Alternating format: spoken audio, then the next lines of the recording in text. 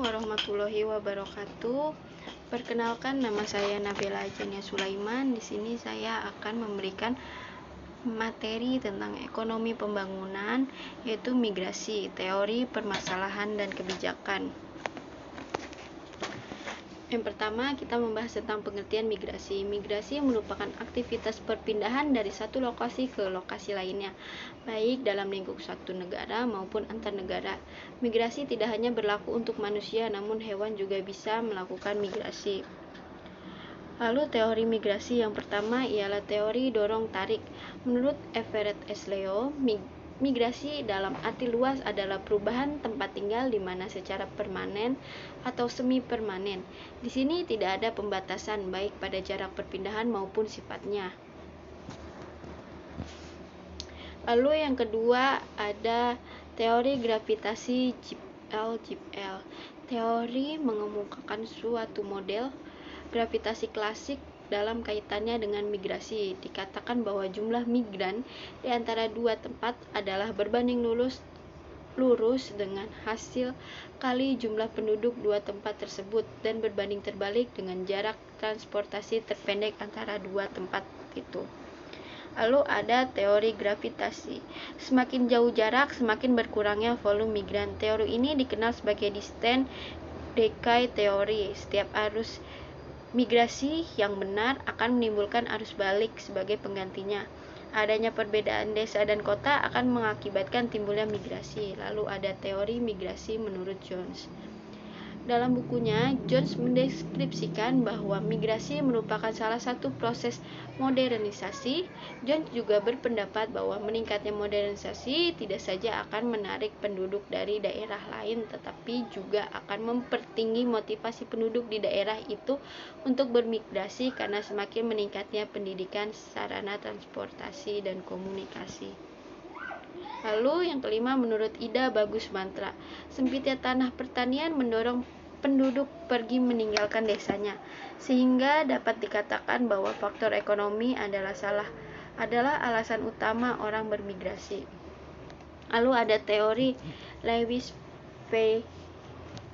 Ranis. Dalam model ini, ekonomi dalam bentuk perkembangan terdiri dari dua sektor, yaitu sektor sistem pertanian yang tradisional dengan ciri produktivitas nol atau rendah sekali, sektor industri modern di kota dengan produktivitas tinggi yang mana tenaga kerjanya merupakan transfer secara gradual dari sektor subsistem. Jumlah transfer tenaga kerja dan tingkat pertumbuhan lapangan kerja berkaitan dengan perluasan industri. Secepatnya transfer tenaga kerja dan pertumbuhan lapangan kerja berkaitan dengan perluasan industri. Lalu ada teori Todaro. Model Todaro merumuskan bahwa migrasi berkembang karena perbedaan antara pendapatan yang diharapkan dan yang terjadi dari pedesaan dan di perkotaan. Anggapan yang mendasar adalah bahwa para migran tersebut memperhatikan berbagai kesempatan kerja yang tersedia baik bagi mereka dan memilih salah satu yang bisa memaksimumkan manfaat yang mereka harapkan dari bermigrasi tersebut. Lalu yang kedelapan adalah teori Sherlock dan Siegel. Migrasi adalah suatu bentuk mobilitas geografi dan mobilitas keruangan yang menyangkut perubahan tempat kediaman secara permanen antar unit-unit geografi. Yang kesembilan ada Standing and Mantra.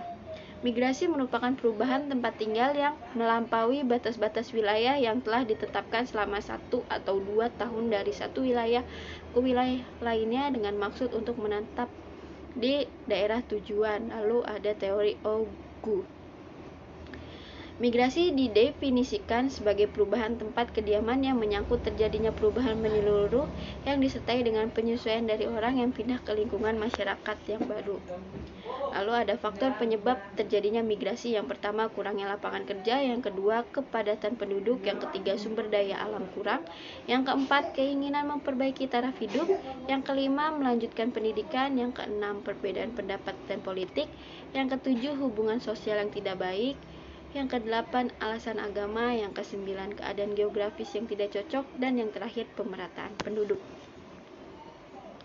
Kebijakan terkait migrasi ada dua, yaitu kebijakan kota tertutup dan kebijakan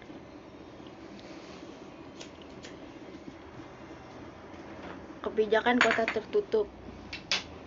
Kebijakan kota tertutup mobilitas para migran baik permanen maupun non-permanen yang menyebabkan meningkatnya jumlah penduduk yang tidak terkendali di kota-kota besar berindikasi munculnya dampak positif maupun negatif dari sisi pelaku migrasi. Mobilitas ke kota relatif berdampak positif karena dapat memperoleh penghasilan yang lebih tinggi dibanding dengan penghasilan di desa asal. Dampak dari kebijakan kota tertutup, kebijakan pemerintah lokal maupun nasional mengenai kota tertutup sebagai upaya untuk melarang penduduk termasuk dari pedesaan dan untuk datang ke suatu kota merupakan upaya yang cenderung kurang efektif dilakukan. Demikian presentasi dari saya, kurang lebihnya mohon maaf. Wassalamualaikum warahmatullahi wabarakatuh.